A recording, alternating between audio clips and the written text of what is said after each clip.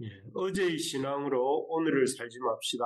이런 제목으로 열왕기하 23장 10절에서 20절 말씀 우리 함께 살펴보겠습니다. 어, 안타깝게도 우리 주변에서 암이 걸린 분들을 종종 봅니다. 그분들의 힘든 투병을 볼 때 참 병이 걸리기 전에 건강을 잘 챙겨야겠다 하는 생각이 듭니다. 그렇지 않습니까, 여러분? 최근에도 한 어머님이 암이 걸리셔서 방사선 치료를 몇 차례 받으신 후에 모습을 배웠는데 참 마음이 아팠던 기억이 납니다. 왜 이렇게 암 치료를 이렇게 보면 암도 암이지만 치료가 그렇게 힘이 들까 하는 생각을 종종 합니다.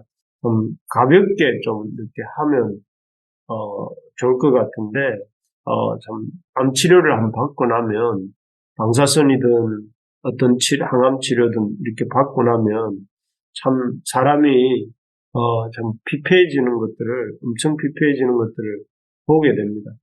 왜 이렇게 힘들게 암도 힘든 병이고 암 치료도 힘든 과정인 것 같습니다. 이렇게 힘들게 암 치료가 이루어지는 이유는 그렇게 힘들게 해야 또 이렇게 암세포를 그 암세포까지 찾아내어서 깨끗이 치료할 수 있기 때문이죠. 그래야 또 이렇게 암이 없어지고 또 암이 재발하지 않고 건강한 삶을 살 수 있기 때문에 그렇습니다.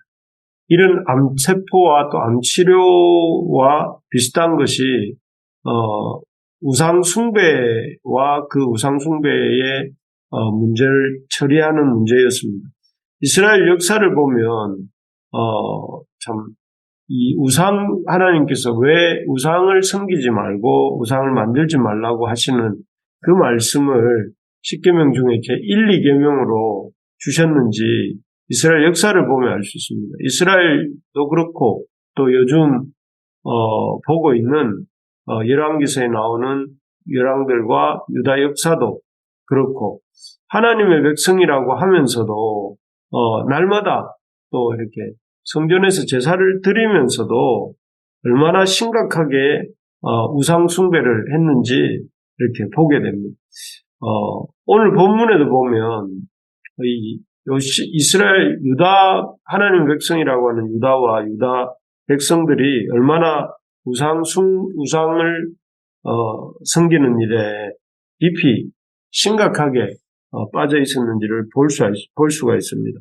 그래서 10절부터 쭉 그들이 섬겼던 우상들의 참 제거하는 얘기가 나오는데 10절에 보면 성전 남서쪽을 흐르는 그 흰놈의 아들 골짜기라고 되어 있는 이곳은 몰렉을 섬기는 도벳이라는 사당이 있었는데 여기서 이제 그 아하스와 므낫세라고 하는 왕이 자신의 아들들을 몰렉에게로 인신 제사를 드렸다고 합니다. 그래서 이곳에서는 그 몰렉이라고 하는 우상을 섬긴 것이죠. 또 11절에는 보면 여호와의 성전 들어가는 곳에 태양을 위하여 드린 말들과 수레가 있었다고 합니다. 아마 태양신을 섬기는 자들은 그 신에게 말과 또 수레를 드렸던 것 같은데 그런 태양신을 섬기는 필요한 것들이 여호와의 성전 들어가는 곳에 있었다고 되어 있고 또 12절에 보면 이 왕궁과 성전 마당에 1월 성신을 모시는 제단이 그곳에 있었다 이렇게 합니다. 그리고 또 13절에 보면 그 예루살렘 앞 멸망의 산, 예루살렘 앞에 산이 있는데 그 산의 이름이 멸망의 산인데 오른쪽에는 솔로몬 왕이 세운 여러 산당들이 예를 들어서 아스다롯, 그모스, 밀곰 이런 산들의 신들의 사당이 그 여호와의 성전 앞 산에 있었다는 것이죠. 그리고 14절에 보면 이 요시야 왕이 깨트린 수많은 석상들, 목상들 또 그 이야기가 쭉 나오고 있습니다.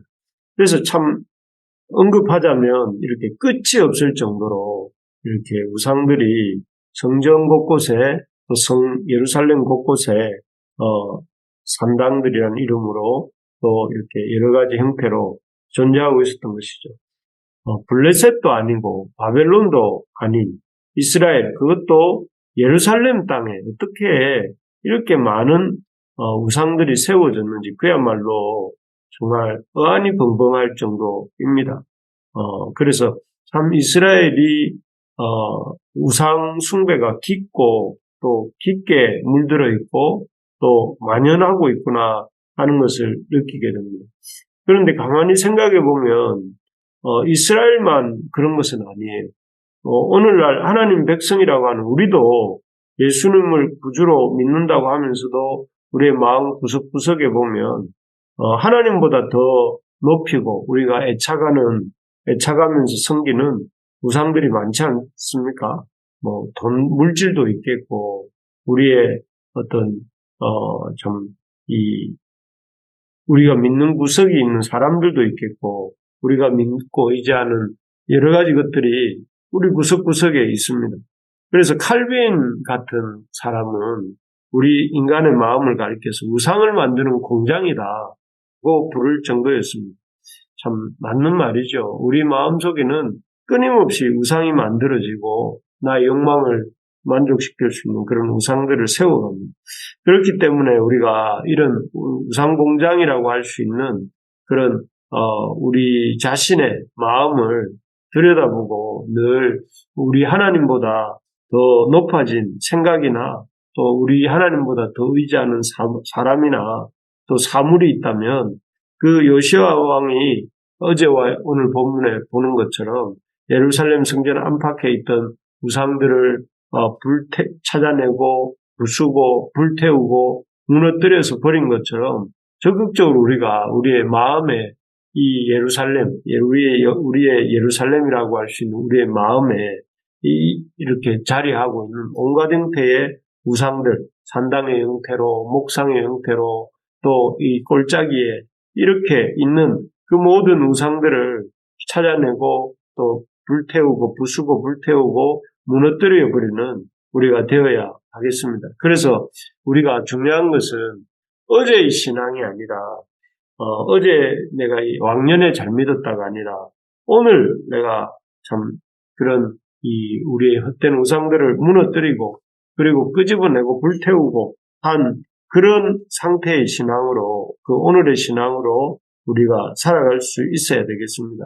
특별히 오늘 본문의 요시야 왕이 우상을 혁파하는 모습을 보면서 우리가 요시야 왕과 같은 개혁을 우리 삶에서 끊임없이 이루어가야 되는, 어제도 그랬고 오늘도 그랬고 그런 것처럼 우리가 우리 마음에 있는 우상들을 무너뜨려 가야 되겠는데, 그런데 가만히 보면 어제와 오늘의 이 요시야 왕의 개혁의 특징이 몇 가지가 있습니다. 첫째는 그 개혁을 말씀을 읽고 들려주는 데서부터 시작하고 있다는 것입니다.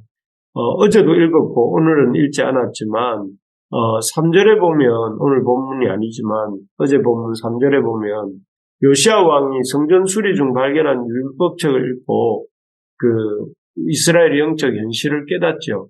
이스라엘의 영적 현실은 하나님의 그 금하신 온갖 우상을 섬김으로 거기에 대해서 하나님의 진노와 심판이, 하나님 진노하시고 심판하시겠다고 이스라엘에 대한 하나님의 진노와 심판이 선포된 상태라는 것을 깨닫죠. 그래서 이 심각한 상황을 깨닫고 요시야가 참 마음에 회개하고 애통하는 마음을 갖는 동시에 자신만 그 하나님 말씀을 듣고 끝낸 것이 아니라 이 백성들을 불러 모아놓고 성경을, 자기가 읽었던 그 성경을 그 백성들의 귀에 직접 읽어줍니다. 그래서 백성들 앞에도 이 문제의 심각성을 느끼게 한 다음에 하나님 앞에서 자신을 구하는 온 백성이 새롭게 헌신을 서약하는 것으로 이렇게 개혁을 시작합니다. 그래서 이 요시야의 개혁의 특징은 성경을 읽고 성경을 들려주는 데서부터 이렇게 이 개혁이 시작되었다 하는 것입니다. 진정한 개혁은 진정한 개혁이라는 것은 하나님의 말씀을 읽고 자신의 상태를 깨닫는 데서부터 시작된다 하는 것을 보게 됩니다. 우리 교회도 마찬가지고 우리 가정도 마찬가지고 우리 자녀들도 마찬가지고 하나님의 말씀을 읽는 일이 중요합니다. 읽고 또 그 말씀의 의미를 잘 깨닫는 데서부터 우리 자신이 어떤 상태인지를 알게 된다 하는 것이죠. 그리고 그것이야말로 개혁의 첫 출발점입니다. 그래서 요시아는 하나님 말씀을 백성에게 읽어주는 데서부터 개혁을 시작합니다. 둘째로 요시아의 개혁은 읽고 성경을 읽고 결단하는 데서 그친 것이 아니라 실제로 성전 안과 밖을 정결케 하는 데로 이어집니다. 어제 본문에서는 요시아 왕이 성전 안에 있는 모든 우상들을 제거했습니다. 그런데 오늘 본문에서는 이 요시아 왕의 개혁이 예루살렘 성전 입구 또 성전의 남서쪽에 있던 기드론 골짜기 또 성전의 앞에 있는 그 멸망의 산이라 불리던 예루살렘 앞산 이런 산들 성전 주변 지역에 있었던 우상들 이 목상들 또 산당들 그리고 그런 곳에서 이렇게 살고 있는 참 이 잘못된 잘못된 종교의 제사장들 이런 사람들을 다 이렇게 쫓아내고 죽이고 그렇게 하는 일들을 하고 있는 것을 볼 수가 있습니다. 그래서 이 개혁이라는 것은 이렇게 이 요시아의 개혁을 통해서 깨닫게 되는 것은 멀리서 하는 것이 아니라 자기 안에서부터 성전 안에서부터 시작해서 성전 밖으로 또 예루살렘 안에서 시작해서 예루살렘 밖으로 이렇게 이어져 가는 것을 보게 됩니다. 그래서 개혁이라는 것을 우리가 이 시대가 어떻고 누가 어떻고라고 말하기 전에 우리 자신에게서부터 시작해야 된다. 우리 교회, 우리 자신에게서 또 우리 가정 안에서 그리고 교회로 이렇게 또 교회 밖으로 퍼져나가야 된다 하는 것이죠. 그렇게 자신을 포함한 우리 안에서부터 이렇게 밖으로 개혁해 나가야만 그 개혁이 진정성이 있고 지속성이 있고 힘을 얻게 된다 하는 것이죠.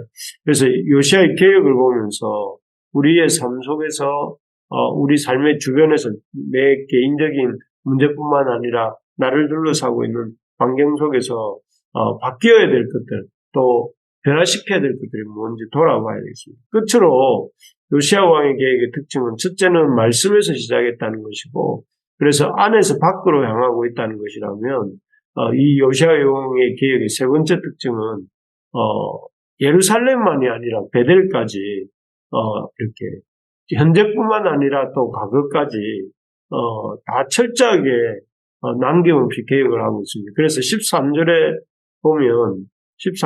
보면 아버지 아몬이나 할아버지 므낫세 정도가 아니라 솔로몬 왕 때부터 있던 산당까지 제거합니다. 그래서 사실 계속 유다의 문제거리로 지적할 때 산당은 패하지 아니하였더라, 산당은 패하지 아니하였더라 이런 구절들이 반복되어 나오는 것을 볼 수 있는데 그 왕들이 포기하지 않았던 산당들을 또 이렇게 무너뜨리지 않았던 산당들을 온전히 무너뜨린 사람이 요시아입니다. 요시아가 여기 13절에 보니까 예루살렘과 멸망의 산 오른쪽에 세운 산당들을 더럽게 하였다 이렇게 나오지 않습니까?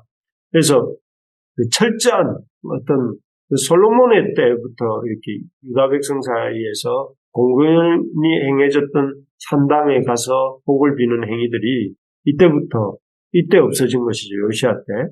그리고 또 15절, 19절에 보면 15절에는 베델이라는 지명이 나오고 또 19절에도 베델이라고 하면서 사마리아라고 하는 이 지명도 이렇게 나오고 있습니다. 그래서 이 개혁이 유다와 예루살렘과 유다, 성전과 예루살렘과 유다만이 아니라 지금 옛날 북이스라엘의 수도였던 사마리아와 또 그 지역에까지 이 요시아 왕이 산당들을 폐하고 또 거짓 선지자들을 죽이고 이렇게 하는 일들을 하고 있는 것을 보게 됩니다. 그렇습니다. 여기서 보면서 우리가 깨닫게 되는 것은 암 환자가 그 암에 함부를 암 환자를 수술하는 의사가 암 환자의 암 함부를 이렇게 아주 드러내어서 제거하듯이 철저하게 개혁하는 모습이 요시야 왕의 모습입니다. 이러한 요시야의 개혁이 있었기 때문에 요시야 당대에는 하나님의 진노와 심판이 임하지 않았고, 또 아들 대에 가서도 상당 기간 동안 그 세 아들과 손주까지 있을 동안에 요시야의 어떤 이런 개혁이 이루어지고 있는 것을 보게 됩니다. 좀 개혁 우상을 혁파하고 또 하나님만을 전적으로 의지하기 위해서 이런 성전 말씀을 붙들고 성전 안에서부터 밖에까지, 또 예루살렘만 아니라 베델까지, 또 현재만이 아니라 과거까지의 죄악들을 돌이키는 요시야 왕의 모습을 보면서 우리가 어제의 신앙이 아니라 오늘의 신앙으로, 어제의 신앙으로 오늘을 살 것이 아니라 오늘의 신앙으로 오늘을 살기 위해서 우리 속에 날마다 생겨나는 온갖 우상들을 혁파하고 온전히 주님을 잘 신뢰하고 따라가는 우리 부르심의 가족들 되시기를 주님의 이름으로 축복합니다.